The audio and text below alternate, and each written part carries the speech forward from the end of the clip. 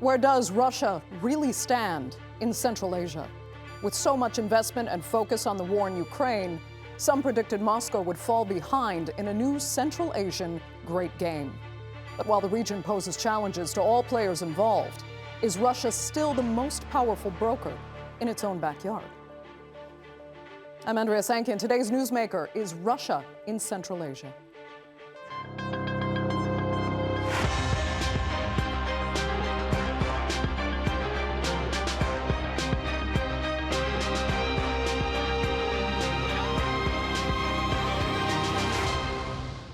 For decades, especially under the Soviet Union, Central Asia has been considered well within Russia's sphere of influence. The Russian language has been a crucial link between Kazaks, Uzbeks, Tajiks, Kyrgyz and Turkmen, and today it still bonds them. But other powers, not least China, are playing an ever greater role in Central Asia, leading some to question if Russia is losing influence. On Thursday, Kazakhstan will host the Moscow-led Collective Security Treaty Organization Summit. It's a chance for Russia to remind everyone of its place in the region, but will it be a challenge to convince the world that Moscow still holds real authority? Here's a look. Once seen as the backyard of Russia, Central Asian nations are slowly finding their feet. Since the dissolution of the Soviet Union, Moscow has enjoyed significant influence over Kazakhstan, Kyrgyzstan, Tajikistan, Turkmenistan, and Uzbekistan. It's also been the leading trade partner with those countries. And they often come together in summits and meetings for various political, military, economic organizations. Moscow has military bases in Tajikistan, Kyrgyzstan and Kazakhstan and acts as a security net for their regimes. But the Russian full-scale invasion of Ukraine in 2022 has changed those dynamics and led other powers to vie for influence in the region. While many expected Central Asian nations to put their full support behind Vladimir Putin, they called for an immediate ceasefire and sent aid to Ukraine. And just months into the war, Kazakh President Kassym-Jomart Tokayev stunned Putin on stage after refusing to recognize Russian-controlled Luhansk and Donetsk. We recognize neither Taiwan, nor Kosovo, nor South Ossetia and Abkhazia. In all likelihood, this principle will be applied to quasi-state entities, which in our opinion are Luhansk and Donetsk. Russia is also the primary destination for Central Asian migrant workers. But following the arrest of 4 Tajik nationals accused of carrying out the deadly Moscow concert hall attack in April, increasing numbers of racist incidents aimed at Central Asian migrants have been reported. That and the Ukraine war have made Russia a less attractive destination for migrants and led some to seek jobs in Turkey, Europe and the Gulf states. Central Asian leaders also appear to be making efforts to shake off their Soviet past and build a common regional identity. With various problems between each other, the 5 countries are trying to overcome their disagreements and act as a unified bloc. They held their first ever joint war games without Russia or China in July. In their last summit together in August in Astana, the Central Asian leaders signed a roadmap for regional cooperation. Our countries do not have and should not have any issues on which we could not find mutually acceptable solutions. I'm convinced that only the synergy of common actions and mutual support can open the way to prosperity of our fraternal peoples. While seeking greater collaboration, the Central Asian countries are also building partnerships with other world powers, with China at the forefront. Trade between China and the 5 nations increased 27% last year, reaching $89 billion. Beijing has also made significant investments in mega projects in those nations. Last year, Central Asia and China launched a new diplomatic summit to cement their relations.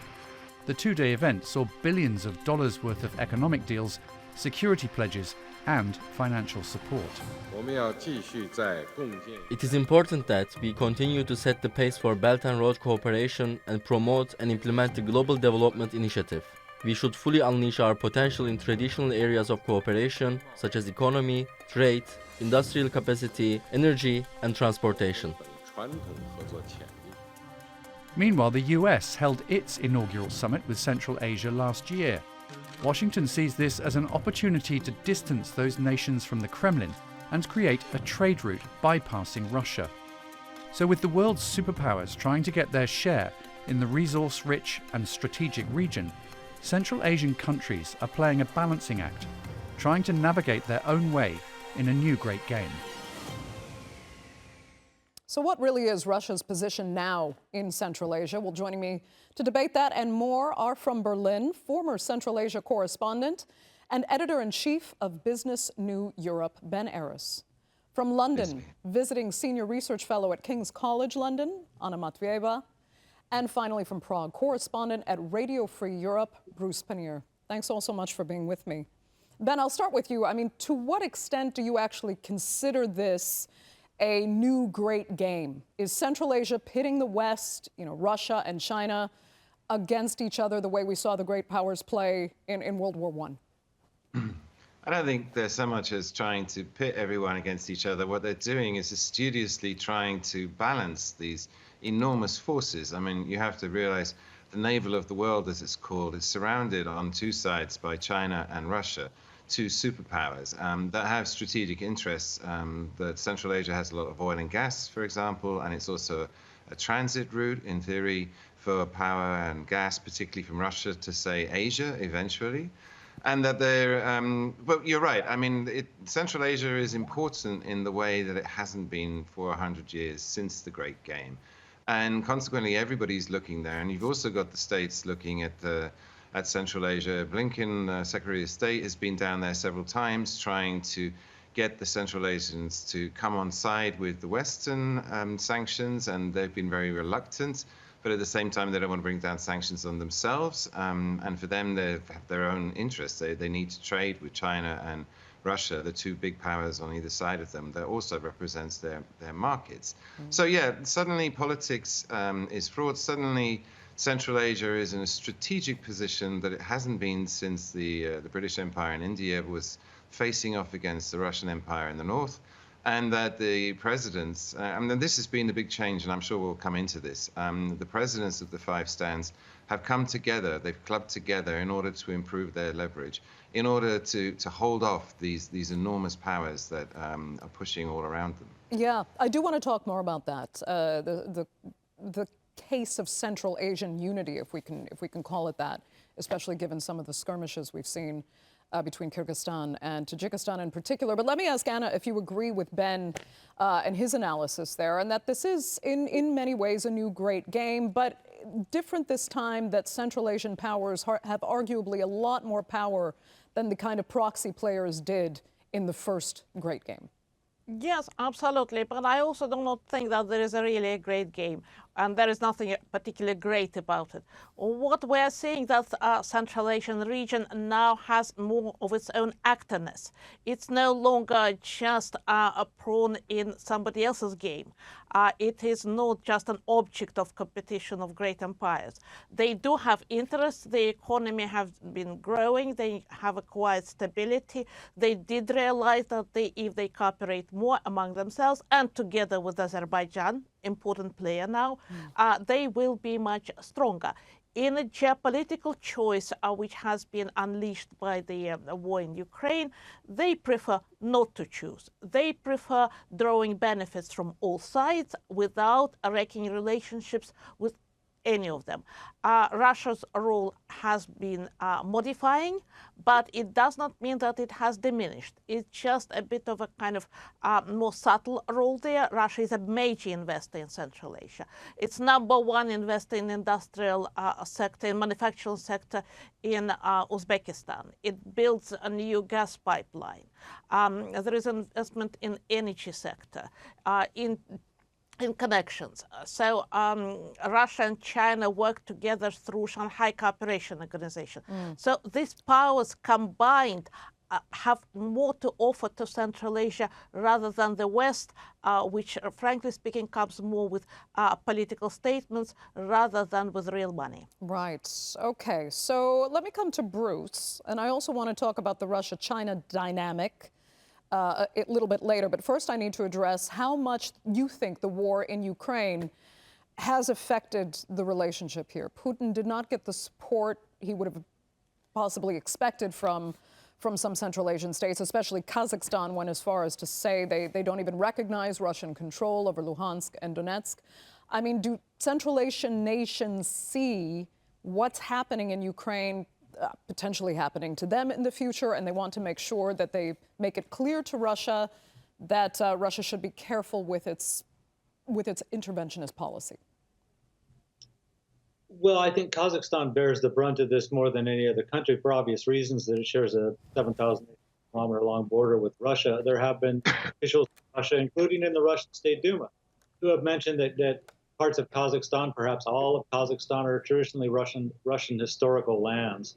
Obviously, this hasn't played very well in Kazakhstan, but the fact that it gets repeated so often certainly is concerning to Kazakhstan and by extension, the other Central Asian countries, too. I mean, Vladimir Putin himself had said that he considers all the territory of the former Soviet Union to be essentially Russian land. Now, that said, you were talking about the relationship between Russia and Central Asia. Prior to the launch of the full-scale war in Ukraine, I think Russia was fairly confident of its position in Central Asia and was willing to let things kind of ride along as they always had been. Now, after the invasion, Russia's become an international pariah in a lot of circles, and the ability of Vladimir Putin, for instance, to travel to other countries is greatly limited now. However, the Central Asian countries still welcome him. In fact, he's going to be in Kazakhstan, in the Kazakh capital, on Wednesday. So it's still a place that Russia has some influence, but it's also a place that Putin can go to. And they've paid a lot more attention after the invasion to Central Asia than they did before, because they sense that they have limited number of friends right now. So in some ways, it's actually helped the Central Asians feel a lot stronger. They felt like a second-class partner, but Russia's treating them much better now simply because it doesn't have as many options as it did prior to February 2022. Interesting. Well, then let me come back to Ben, because, some say the Ukraine conflict has taken Russia's attention away from Central Asia, and that Russia was able to intervene in Kazakhstan, for example, during protests, which the president of Kazakhstan praised Putin for, but then not in that Tajik-Kyrgyz conflict just last year. And that was the deadliest clash, actually, in the region for decades, I think, since the fall of the Soviet Union. And Russia stayed out. So is Russia still the security guarantor that it used to be, or has the war in Ukraine kind of taken them away from that role? Well, yes and no. I think it has disengaged to some extent from the countries in the south. But there's a lot of showmanship going on here. Bruce mentioned this, or I think you mentioned that Tokayev, the president of Kazakhstan, said to Putin to his face, like, we don't recognize the independence of Lugansk and the Donbass independence. But that was done on the stage and was broadly watched internationally at the Economic Forum. But the very next day, he went to the Russian press and gave an interview in Russian, saying, like, our relationships with Russia is deep and long-standing. We're best friends, which was more for domestic consumption. And the point is they're trying to play this balancing act. Again, when there was the coup in whenever it was 2020, that Tokayev triggered this CSTO security deal. It's basically a NATO for the former Soviet Union, and the Russian peacekeepers came to their aid. There was a lot of speculation that they wouldn't leave and that there would be some sort of occupation or at least military base. That didn't happen. They left again, and so he did, Putin, support the security and came to his aid as the treaties demanded. But then again, Russia didn't intervene, as you said, in the Tajik-Kyrgyz war. It also didn't intervene in the Azeri-Armenian war over Nagorno. And there was a lot of disappointment, particularly on the Armenian side. And so Russia's sort of picking and choosing here. It does remain the guarantor. When the Taliban took over in Afghanistan, Tajikistan was in the front line with that because they had Taliban warlords roaming around on their border. And the Russians did then beef up their military bases in Tajikistan and provide security there. But it's a complicated situation. You alluded to the great game, and so there is a lot going into all of these things. But the war in Ukraine has certainly changed things. And as I said already, the Kremlin, as far as I was concerned, was taking a more pragmatic, let's do business, let's have good commercial ties. This is the rhetoric Putin's been going on about with his multipolar world. and we won't interfere in politics. They dropped previously where they would support individuals, like Nazarbayev, the former president. The relationship there was between the presidents. And now it's more Kremlin to Almaty or Astana, the capitals, and it's run on more pragmatic lines. And the best illustration of that is the new gas deal that the Russians have done with the Uzbeks. The Uzbeks were having an energy crisis, and now Russia is selling them gas, which is reversing the old Soviet pipes, and has solved that problem. And actually, the bottom line is all of these presidents are looking to solutions to pragmatic problems like that, and turning to Russia, which is coming to help them on those particular issues. Okay, so you think they are still turning to Russia. So Anna, while you say the relationship has modified but not diminished, there are others who say, oh no, China is really stepping up its power and influence in the region, potentially overtaking Russia if it hasn't already. But you seem to think that Russia and China have a strong enough relationship in the regional dynamics to kind of maintain a decent balance. Is that what I'm understanding? Yes, absolutely. I would say that our presidency understands very well that he should not challenge Russia in security field in the former Soviet space. Russia does not challenge China in kind of what China thinks is their own neighborhood.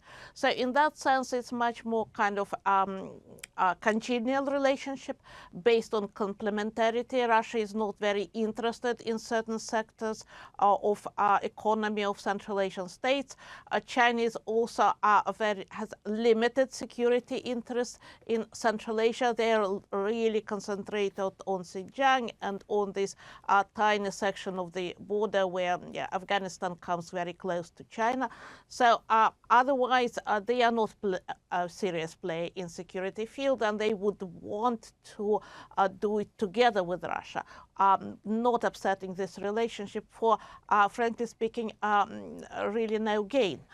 What is important for China, and to some extent, they found a way of working together in Russia, is developing Central Asian connectivity from China to Europe. This is so-called Middle Corridor. There was a sense that Russia would be putting some kind of brakes on it, but now they found a way of integrating it with China proposed and financed One Belt, One Road. Initiative. So that sense, there is a lot of cooperation going on both economy and in security fields. Okay, a lot of cooperation. So, Bruce, let me come to you and ask more about what Ben was alluding to and the role, the individual role that a unified 5 main Central Asian nations is playing right now. Do they specifically have enough unity to actually counter whatever nefarious interests they might see from these so-called greater players involved, being the West, Russia, and China? Well, first I'd have to say, of course, the unity among Central Asian states is definitely improves their hand. There's no doubt about it. I mean, this process started years before Russia launched its full-scale invasion of Ukraine, really after the coming to power of Shavkat Mirziyoyev as president in Uzbekistan.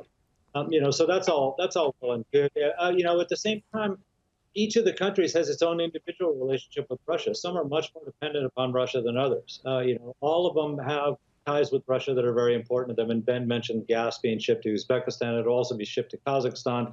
The Gazprom is actually the owner of Kyrgyzstan's gas network, right? So there's a lot of different interests going on there. But, a country like Tajikistan, for instance, where Russia has its 201st Division base, is much more dependent upon Russia than a country like Kazakhstan that has a flourishing economy. A long border, certainly, a lot of connections across the border with Russia, but at the same time, economically powerful enough to stand on its own 2 feet, which is not true of Tajikistan. Turkmenistan has isolated itself so much that it's really dependent upon just a couple of countries, and Russia can put a lot of pressure on Turkmenistan, and which Russia cannot put on a country like Uzbekistan. Okay. Even with the gas sales, Uzbekistan was much more self-sufficient prior, actually, to Shavkat Mirziyoyev coming to power, and much more resistant to Russian interference in Uzbekistan. So there's a lot of different interests, like I said, and a lot of different things going on here. It helps that they're unified and that they have something of a stance, but at the same time, there are interests that each individual country has that would lean them toward Russia, where the other ones might not see the same value in following Russia's lead. Okay. Can I pick up on what Bruce was just Go talking ahead. about? I mean, Yeah. the unity is remarkable now because there was rivalries between them, long-standing centuries, and they put a lot of that aside. And now the five presidents, you know, they traveled together as a pack in the so-called C5 format. And we saw last autumn, all five of them went to Xi'an in China and met with Xi Jinping. And then they went on to Washington in December, and then they met with Biden and did another Central Asian support deal. Then they came here to Berlin, all five of them. It caused absolute chaos with the traffic, you know, five presidents riding around in a small city like this. But the point being is that it's part of this multi-vector policy that they have as a group. And they've been going to Europe, the States, to China. They meet with Putin as a team. And they need to forge this unity. So let me move on to Anna, because I also wanted to ask more about kind of the human aspect of Central Asia and the populations themselves, because we have Central Asian migrants and workers, you know, in huge numbers in Russia. A lot of remittances sent back to their home countries. I mean, Russia is a huge creator of employment for so many Central Asians, but there's a question of how well treated they are now in Russia and how that can actually affect the overarching relationship with powers in the various capitals and Moscow. What do you make of that? Is it a factor in relationships now? There are different factors in terms of human social relationship between Central Asians and Russia. Because first, we should not underestimate the strength of institutional links between ministries, between government departments, between regional administrations. They all know each other, they learn from each other, they can pick a phone and call their counterparts in Russia. So in that sense, it is a very, very institutionalized, a very personal, very interconnected relationship on many levels, on in the industry and transportation and planning and investment and even politics aside. There is also a bit of kind of low-skilled labor, because not all Central Asian migrants now are low-skilled. Some of them are now having quite good established businesses in Central Asia, from Central Asia in Russia, Uzbeks in particular. Uzbek food is everywhere in big Russian cities and even in Kamchatka. So in that sense, Central Asian migrants are becoming part of Russian society. Sometimes it has controversial aspects. Sometimes they have ugly aspects, sometimes it has enriching aspects, but it also depends how much Central Asian migrants want to integrate into Russian society, how much they learn skills, learn the language. There are avenues for that. So it is a very, very strong relationship, and the one which is to endure. Okay, Bruce, let me then finish with this, because it's an interesting question as far as the populations themselves are concerned. To which country do Central Asians feel most culturally tied to? They share indigenous language ties with Turkey, ethnic ties with China, and a century of history interconnected with Russia and the Soviet Union. So is there a sense of alliance to one country or the other, or is it genuinely just mixed?